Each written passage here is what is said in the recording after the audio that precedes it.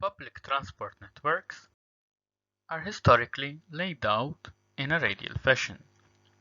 Radial networks, also known as hub-and-spoke networks, emerge out from the urban centers into the hinterland, like the spokes of a wheel.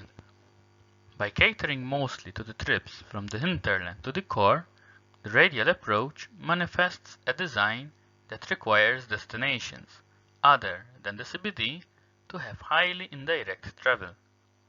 Radial networks are thus desirable only for trips to the core.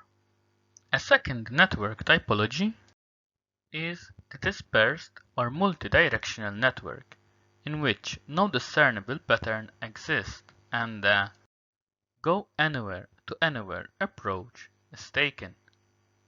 The aim of this kind of network is to achieve seamless travel between the different lines, a state called the network effect. The network effect is achieved by conceptualizing lines not in isolation but as part of a network in which transfers, although undesirable by travelers, are indispensable. Finally, the fishbone kind of network is something in between the radial and the dispersed network design. It consists of a main trunk through the CPT, from which perpendicular lines emerge throughout its length. An example for such a network is Curitiba in Brazil. Curitiba was designed with public transport in mind and laid out around the main trunk. Although there is no readily available objective statistic by which one can identify whether a public transport network is a radial or dispersed design, the dispersed approach is deemed to be more effective, about as efficient, and more socially equitable than the radial approaches. Finally, having vehicles converging to a point makes radial networks become more susceptible to bus bunching. The country that has come closest to the state of the network effect is Switzerland. The small town of Schaffhausen, for example, surpasses even central Brisbane in the sheer number of journeys by public transport per head by about 4 times.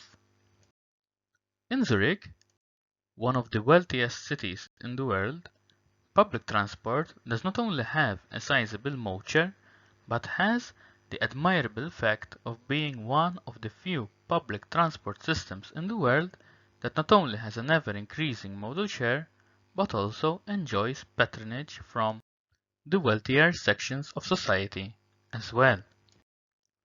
This enviable result is achieved without imposing moral guilt on the population for not using public transport.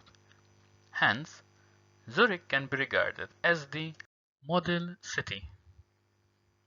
Although topography may have played a part in Zurich's success, their success is achieved mostly by good planning, specifically by restrictions on parking, limited supply of road space, prioritization of public transport vehicles, increased pedestrian areas, good land use density, and urban structure.